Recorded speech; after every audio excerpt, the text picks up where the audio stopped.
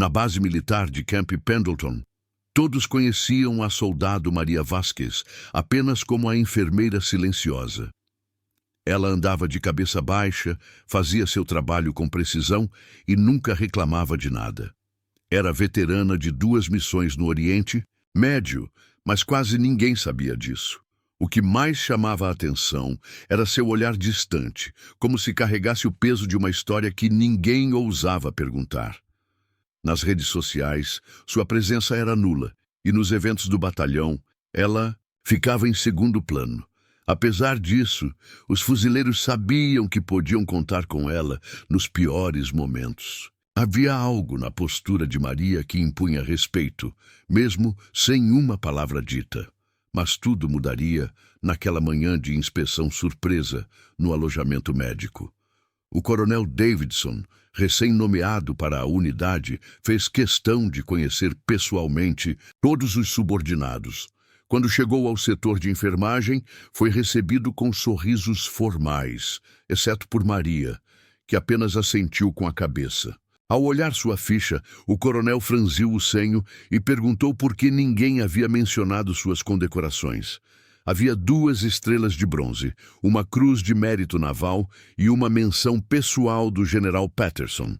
O sargento Miller, chefe do setor, confessou que nunca havia vasculhado o histórico de Maria. Ela, por sua vez, apenas disse: "Não vim para ser reconhecida, senhor."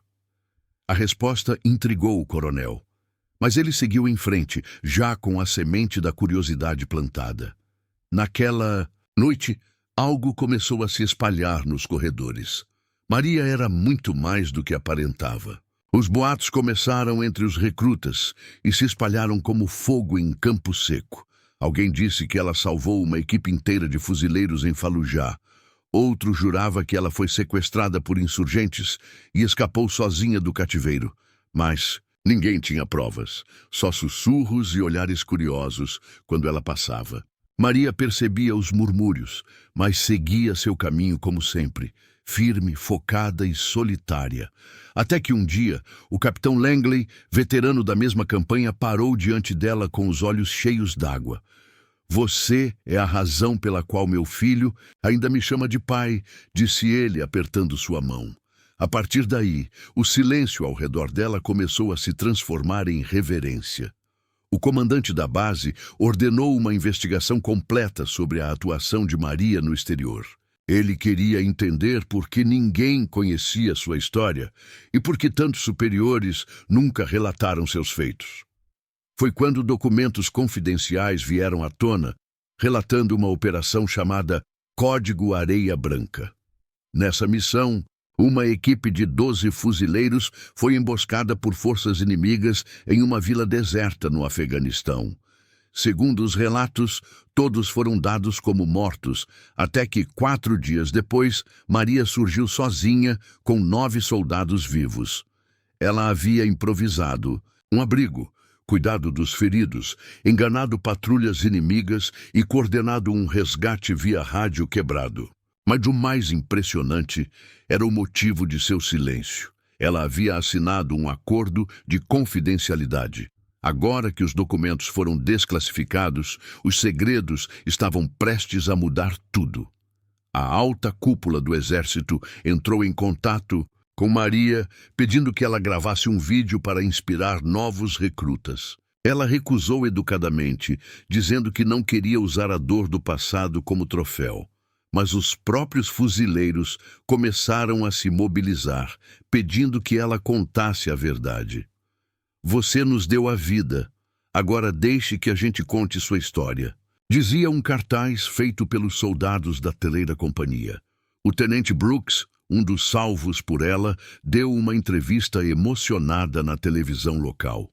A base começou a receber cartas de veteranos que lembravam dela nos hospitais de campanha.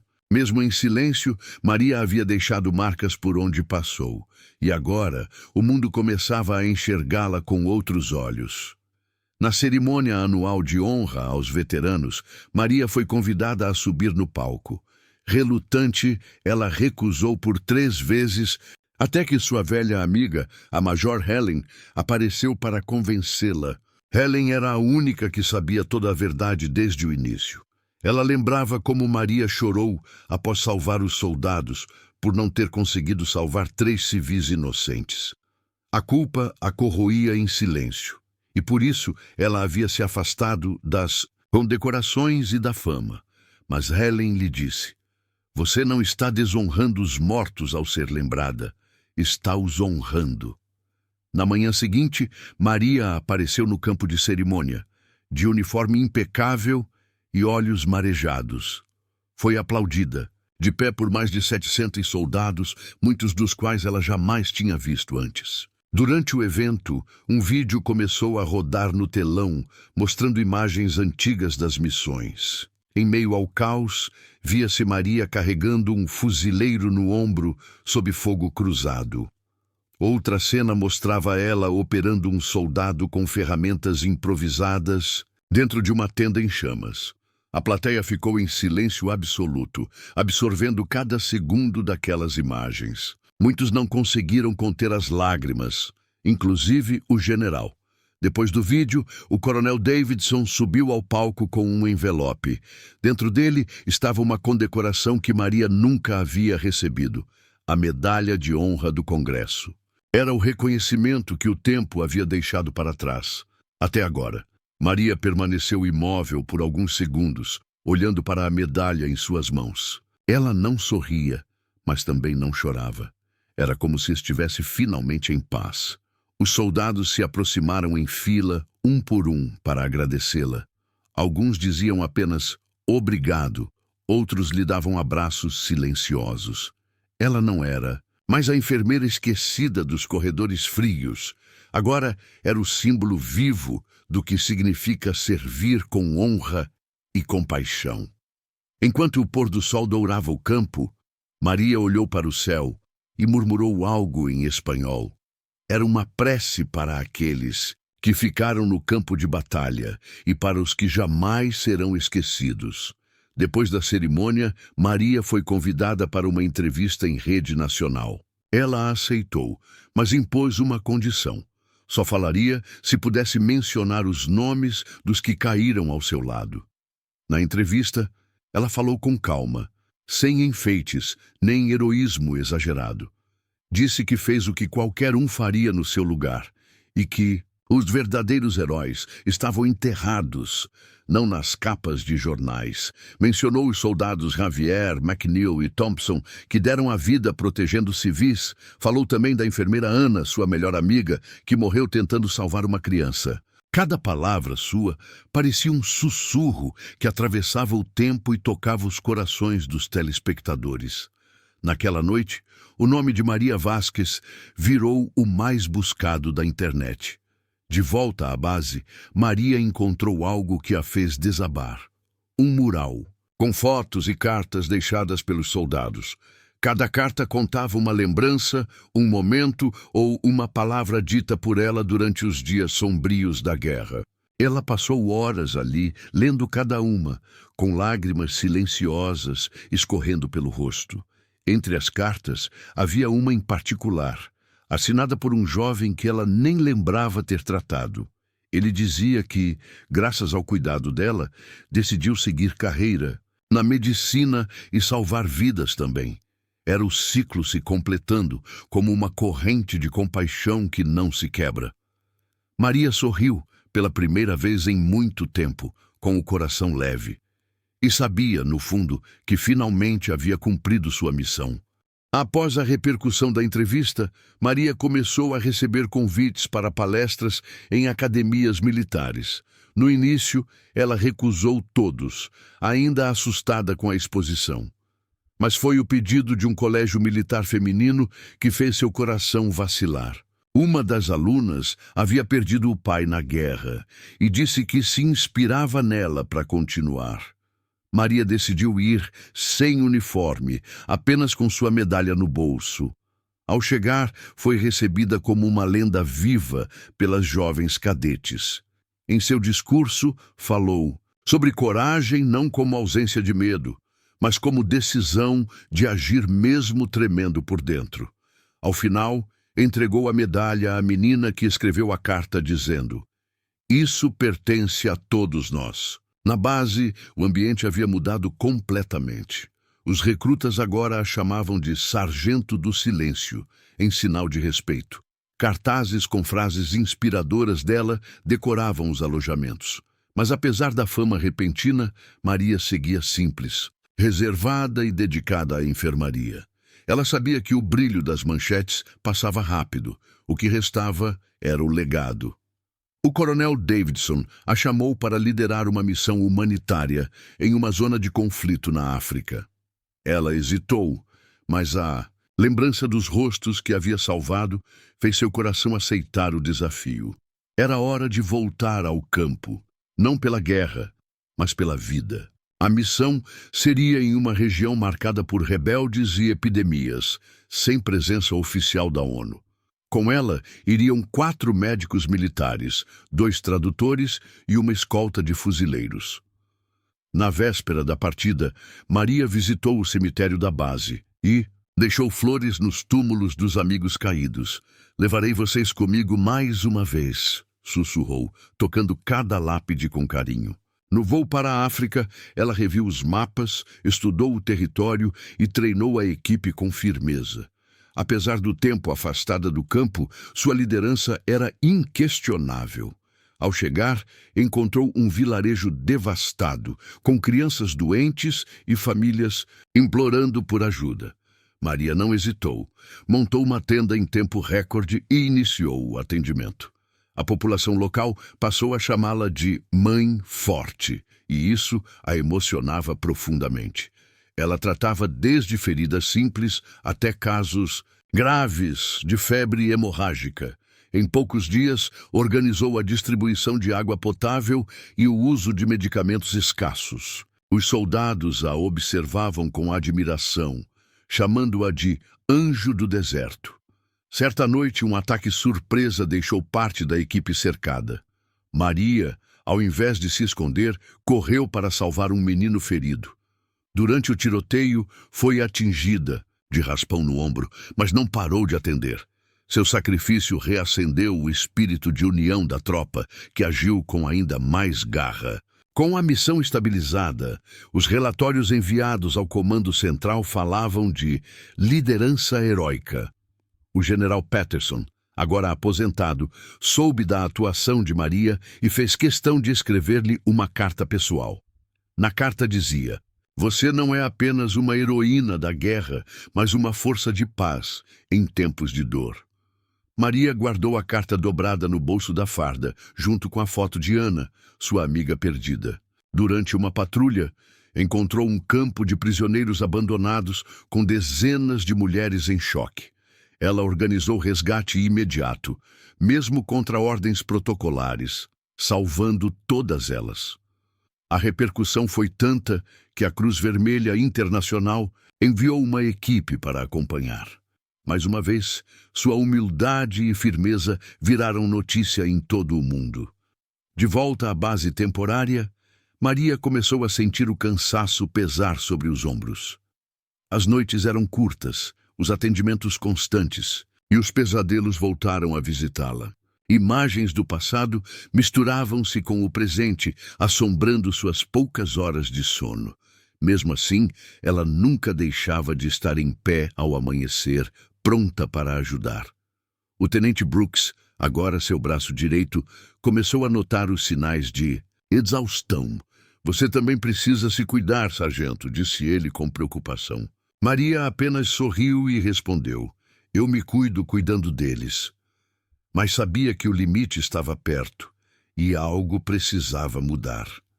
Em uma noite silenciosa, Maria sentou diante da câmera do celular e começou a gravar um vídeo. Era um desabafo, não para as redes sociais, mas para ela mesma. Falou da dor, da culpa, dos nomes que carregava no peito como tatuagens invisíveis. Disse que o silêncio sempre foi seu escudo, mas também sua prisão. Contou como cada vida salva era um alívio, mas cada vida perdida, uma cicatriz eterna. No final, olhou para a lente e disse: "Não quero ser lembrada como heroína, mas como humana." Guardou o vídeo em um pendrive e o escondeu entre as páginas de um livro. Era a primeira vez que ela se permitia ser vulnerável, mesmo que ninguém visse. Na manhã seguinte, uma nova missão foi planejada para socorrer uma aldeia isolada por deslizamentos. Maria liderou a equipe com a mesma garra de sempre, mesmo com os ombros enfaixados e o olhar cansado. Durante o resgate, uma menina se afogou. Ao tentar atravessar o rio, Maria pulou sem pensar, salvando a criança e administrando respiração boca a boca. Ao voltar à margem, foi recebida com aplausos espontâneos dos aldeões. Ela, no entanto, apenas pediu que trouxessem cobertores e soro para a criança. A missão durou 3 dias, mas salvou mais de 80 pessoas. Na volta, foi surpreendida com um pedido urgente do comando: retorno imediato à sede militar. De volta à base, Maria foi recebida com honras jamais vistas. No pátio estavam representantes de 4 nações, veteranos e até repórteres. Foi anunciada a entrega de uma nova honraria internacional, a Cruz da Humanidade. Ela recusou no ato, dizendo que todos ali mereciam igual reconhecimento. Mas o general Patterson a abraçou e disse: às vezes, aceitar é ensinar outros a acreditarem em si. Com lágrimas nos olhos, ela aceitou, não pela glória, mas pelas vidas que representava. Na plateia estava a garota do colégio militar, segurando a medalha que Maria lhe dera antes. Era um círculo que se fechava, um símbolo de que sua missão ecoava além dos campos de guerra. Naquela noite, Maria caminhou sozinha até o alto, do morro próximo à base. De lá, observou as luzes do campo, os sons distantes e as estrelas no céu africano.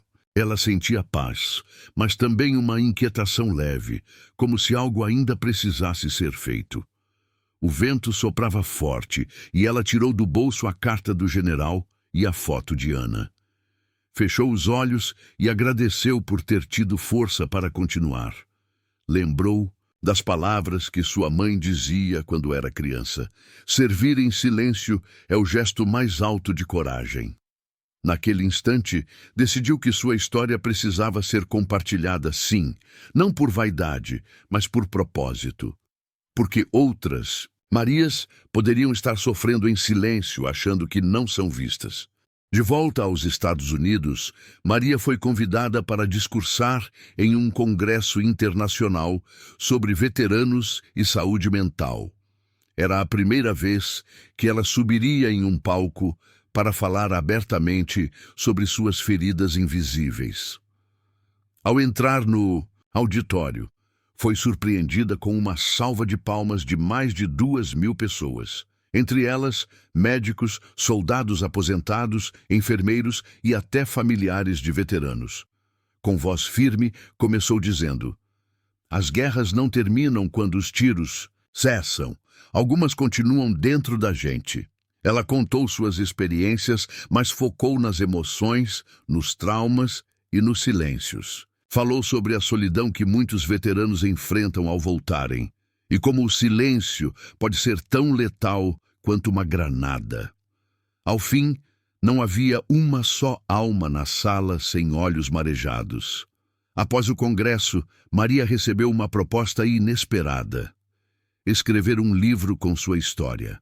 A editora prometia ampla divulgação, mas ela hesitou por semanas. Não queria que sua dor virasse comércio, queria que virasse ponte. Foi então que conheceu Clara, uma jornalista filha de veterano, que se ofereceu para escrever junto com ela. Clara havia perdido o pai para o suicídio e seu desejo era dar voz aos que se calaram. Maria sentiu que, com ela, poderia confiar suas memórias mais profundas. As duas passaram meses trabalhando juntas, entre lágrimas, risos e silêncios carregados. O livro se chamaria Cicatrizes que Não Se Veem e seria lançado no Dia dos Veteranos. O lançamento foi realizado na própria base, onde tudo havia começado.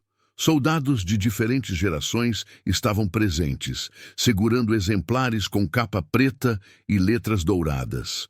Maria leu trechos emocionantes, mencionando nomes esquecidos e batalhas não relatadas. Ela fazia questão de repetir que não era uma heroína, mas uma sobrevivente. No final do evento, Clara subiu ao palco e revelou algo que ninguém esperava. Disse que, por sugestão de Maria, todo o lucro do livro seria revertido para fundar uma ONG. A organização teria como foco oferecer tratamento psicológico gratuito a veteranos e familiares. O anúncio foi recebido com aplausos ensurdecedores e lágrimas sinceras. Nos meses seguintes, a ONG Vozes do Silêncio começou a funcionar em várias cidades.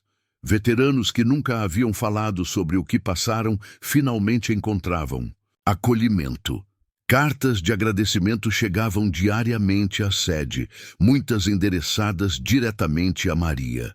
Ela, porém, continuava sua rotina simples. Acordava cedo, cuidava de sua pequena horta e lia à beira do lago. Fora das câmeras, ela era apenas Maria, mulher, filha, amiga, veterana, mas dentro dos corações daqueles que ela tocou, era símbolo de força e redenção.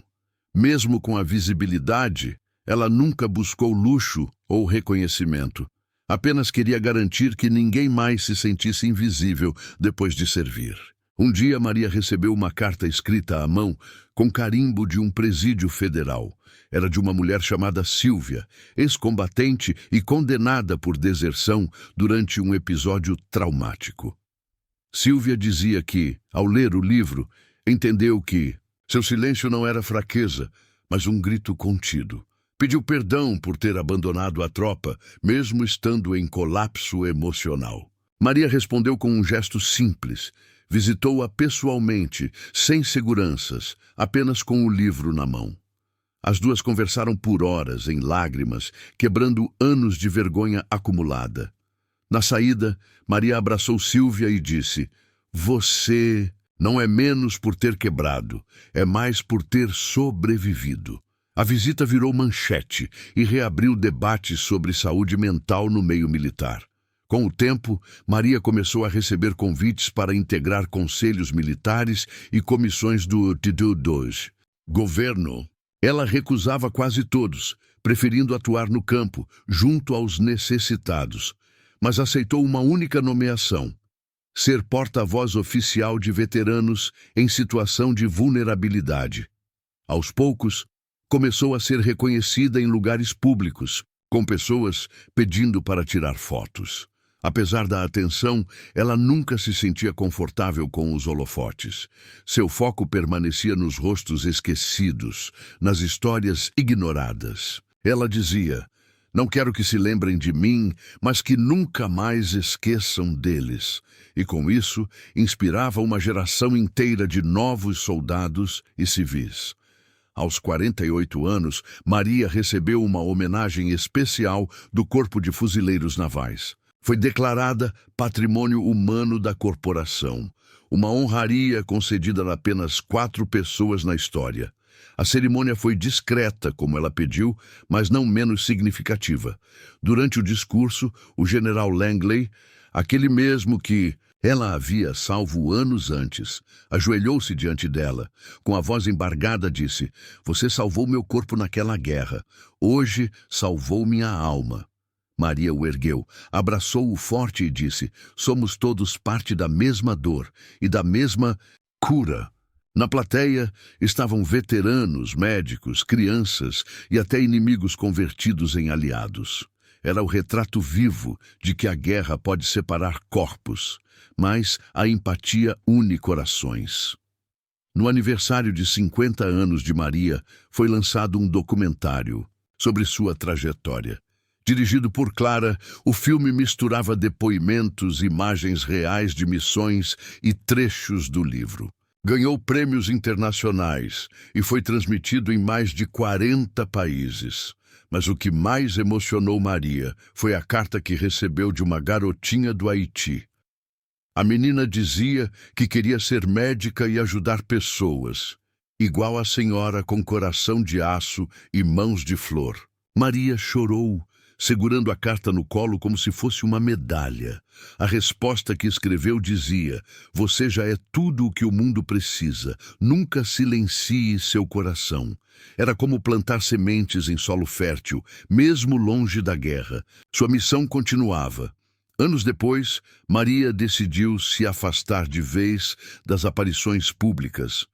Doou suas medalhas ao Museu Militar e pediu que fossem exibidas sem seu nome, apenas com a frase: "Para quem serviu em silêncio".